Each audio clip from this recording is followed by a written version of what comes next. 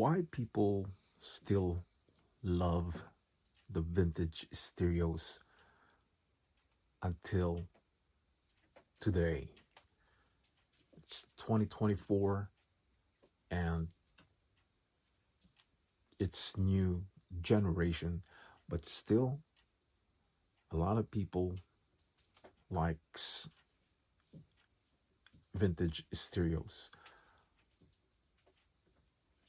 Why people love to collect vintage stereos? Me as a collector, guys, vintage stereos, it's those stereos that I grew up with.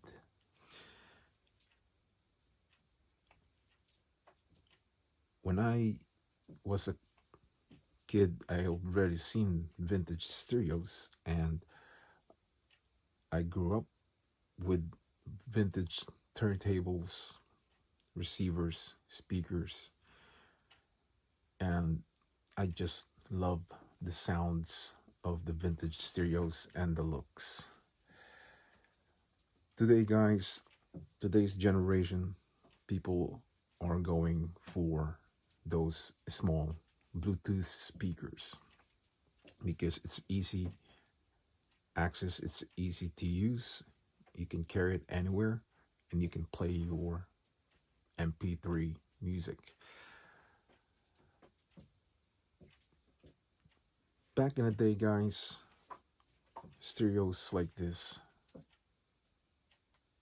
is just not really as popular as today. Today, it's kind of like going back in time, and people are buying vintage stereos because they know and they learned and they have the knowledge that the sound quality of the vintage stereo is just one amazing machine. Some people, guys, they really don't like vintage stereos. It's because they will say it's old. But what they don't understand is the sound quality and the beauty of this vintage is just amazing pieces. Okay.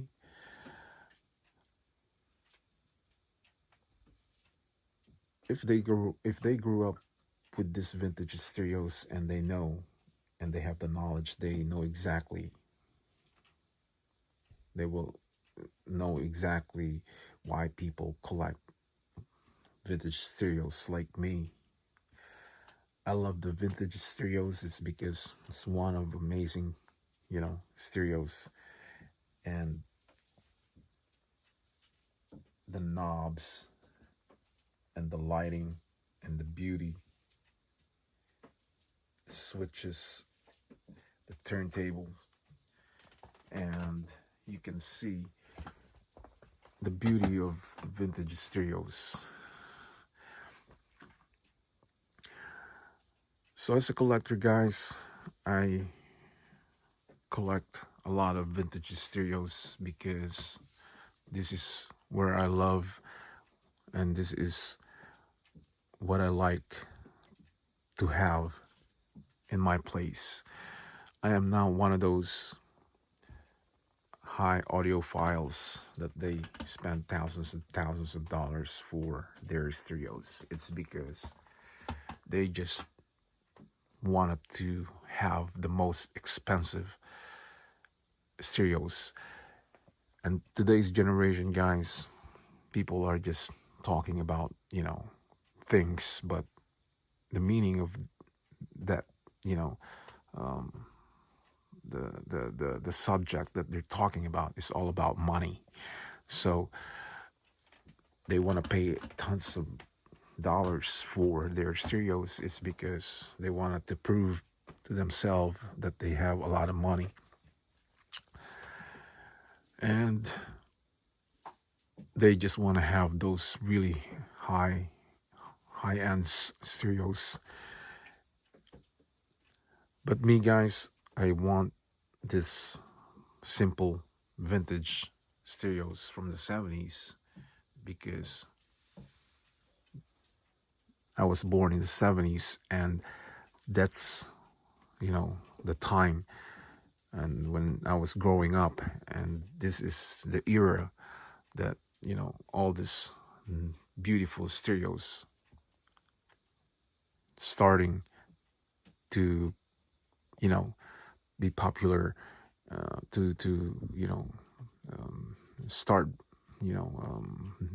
people are knowing, and people noticing about this vintage stereos back in the 70s, and the time that, I was a kid, and then I've seen a lot of this vintage stereos, and that is why until today, I carry this, about all these vintage stereos, because that's where I grew up.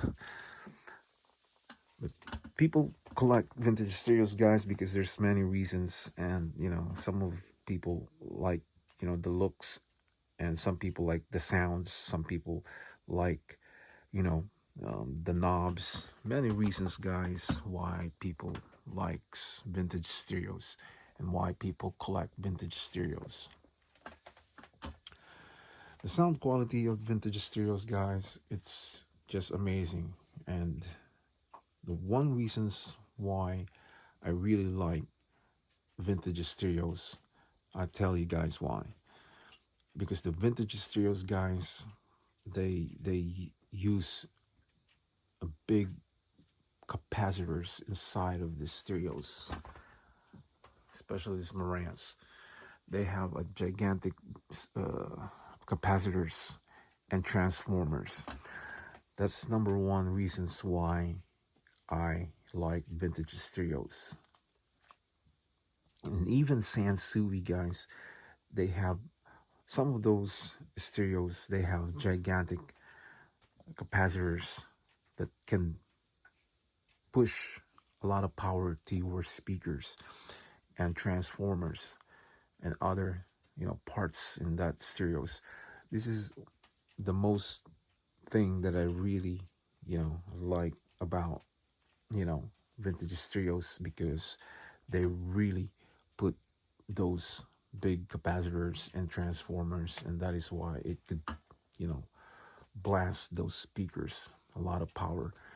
And the looks, and of course, the knobs. So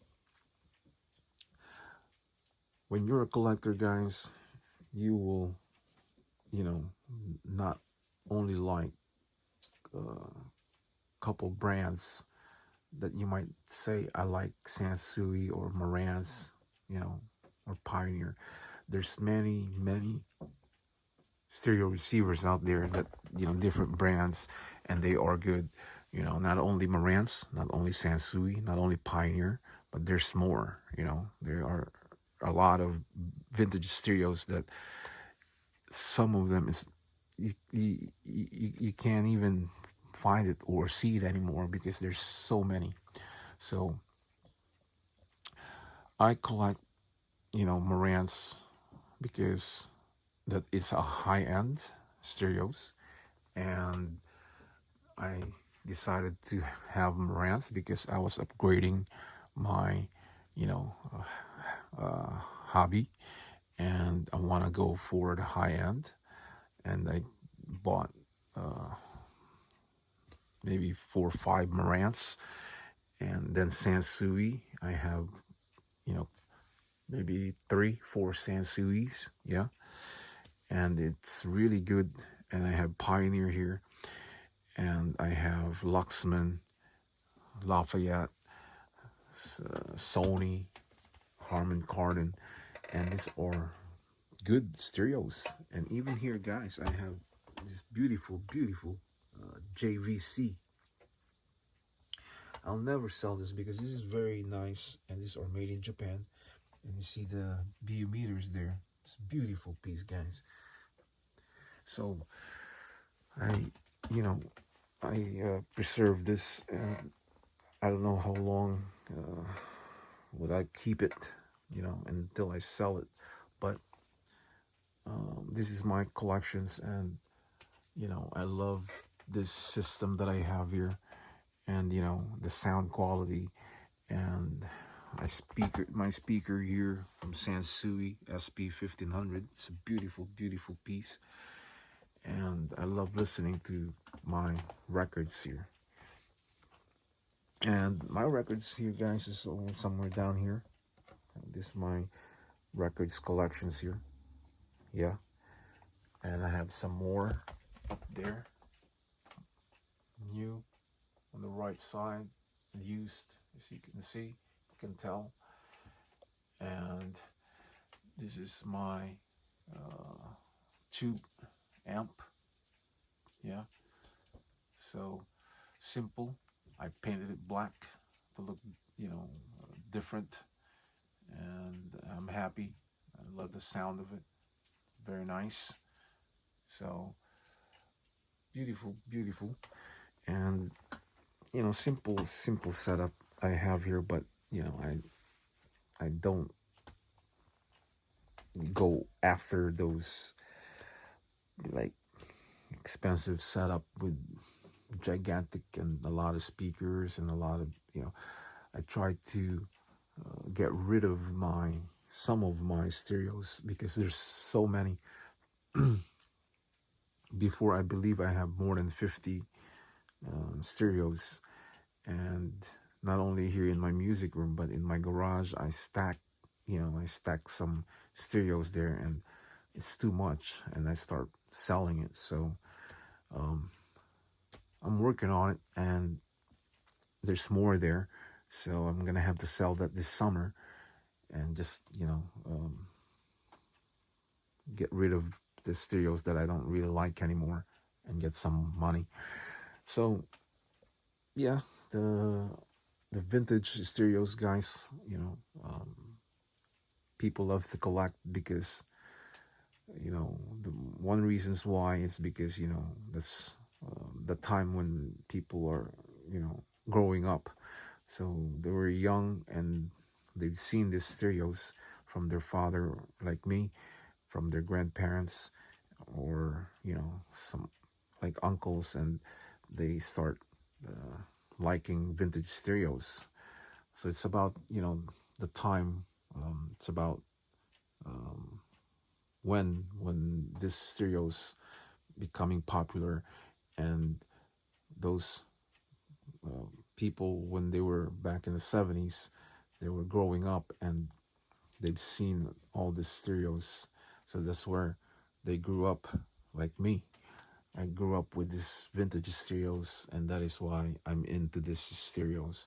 But for some folks, guys, they like those, easy uh, Bluetooth speakers, that they can carry, put in their backpack, and connect it to their phones, an easy way, to use it. So nowadays, guys, time change. A lot of people are going to modern, stereos technology, but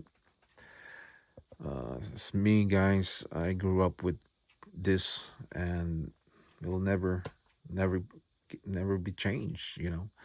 Um, it's in my blood, and this is where I love to have. And I have a Bluetooth speaker. I do. I have JVC and Bose, and from time to time I like to use those, and I like to use this.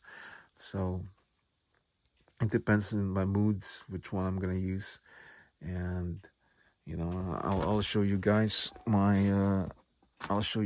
my Bluetooth JBL. Yeah, it's right here, and I'll show you guys right here. So this is my JBL. Very nice. It has beautiful sounds, and you can put this in your backpack and carry it anywhere you want to go, and take it with you.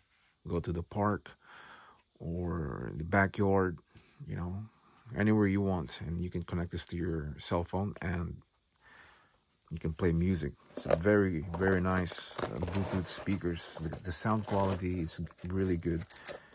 So that is my one of my Bluetooth JBL speaker, and I still have Bose.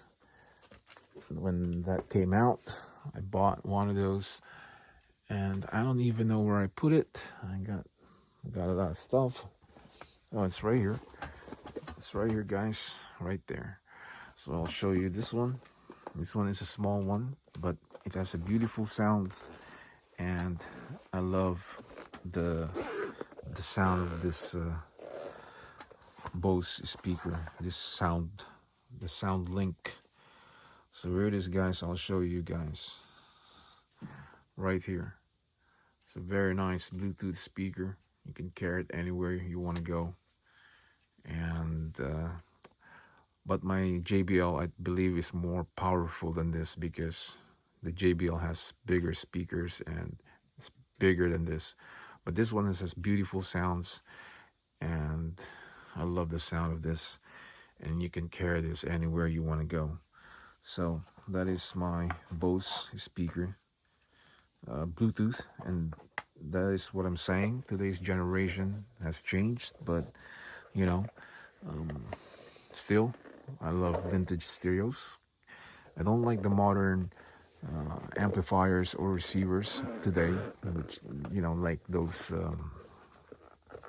plastic faceplate, and they just, I don't like those, the looks of it, and they cost a couple thousands of dollars. I've seen it. They have Denon, they have Pioneer, Marantz, Sony, and I just like the vintage stereos because the components that they use for these stereos back in the day is way better than today. Especially nowadays, they have a lot of stereos that it's made from this country in Asia, and it's cheaper, and the labor is cheaper. They sell it cheaper. Some of them are cheaper, some of them are expensive, but the components that they used for the stereos, today's generation, it's not as good like back in the 70s with these stereos. I tell you guys why. It's because back in the day, guys, they are beginning to building their name. I'll give you an example. In Japan, they're building their name, and they're building their reputation and their stereos, so they can sell it for millions of dollars in any countries. And they did, and they really proved that their stereos back in the 70s, like this, especially the Pioneer right here, it has a very nice components inside. It's Marantz, Sansui, and some of them, they just have really gigantic components inside of the stereos, and that's why it's really nice. It's really good when you play your music and you set it up with your speakers, and you can hear the sound quality. I'm not saying that the modern ones are bad or they sound bad, but what I noticed, guys, from the vintage and the modern ones, some of those modern ones, guys, they use cheap components inside of it, because I tell you guys why. Because those components that they use for moderns stereos, they will break in couple years. In a couple years, 5 years maybe, that's the max if you use it all the time. They are not that that good. Like, they will not their lifespan, it's not gonna be like vintage stereos, because the components that they put in that stereos. And the reasons of that, guys, is because those engineers, they build that in purpose. So when they breaks, you will buy a new one. So to them, that's money. So they throw it, you buy a new one, and they're making money. But what I noticed, guys, from the stereos in the 70s, because these stereos, guys, they're probably more than 30 years old already, okay, and still working. Maybe they're more than 50 years old already. They've been out there for decades. And um, vintage stereos, they last for a very long time. And what I noticed, guys, is especially stereos made in Japan, they last for a very long time, just like those cars. And the modern ones, guys, the only thing that you will have those stereos that will save you for 20, 30 years if you spend a lot of money for those stereos. If you spend 2,000, 3,000, definitely that stereos would last for a very, very long time. Because today, guys, what they do is they build the stereos to last, but you have to pay more money. So, but back in the 70s, these are not, that expensive if you compare the price today and back in the 70s. But back in the 70s, this is pricey already back in that day. Yeah, back in those years in the 70s. But what I noticed, guys, and probably you guys know, the modern ones, you have to pay a lot of money to have a really nice stereos that would last for a very long time. It's the same thing like Macintosh. They give you a long life, but you you will pay $2,000, $3,000 to $5,000.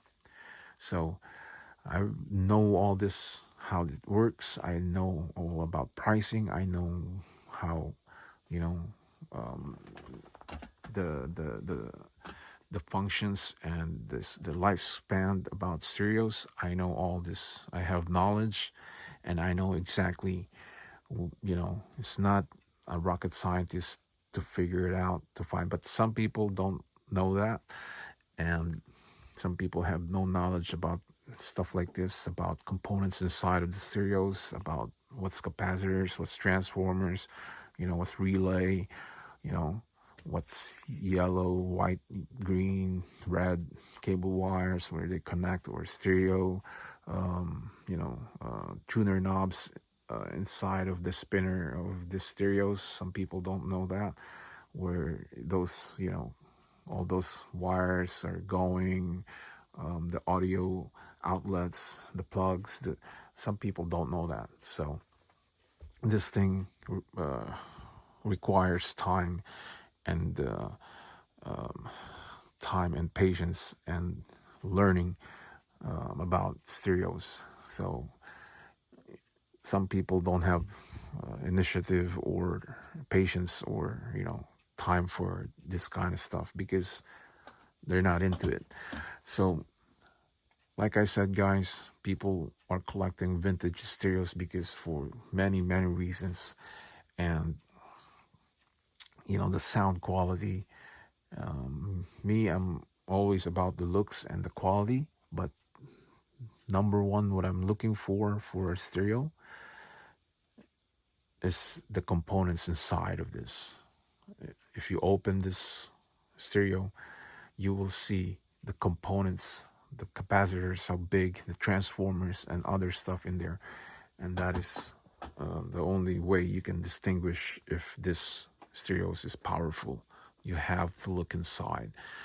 Some stereos, guys, they don't have big components, capacitors inside, and the power is not that strong, So you have to know all the details about you know, the components, the info about stereos, all the functionality and all, this um, knobs, how to work it, and that's how you can distinguish how to have a good stereos.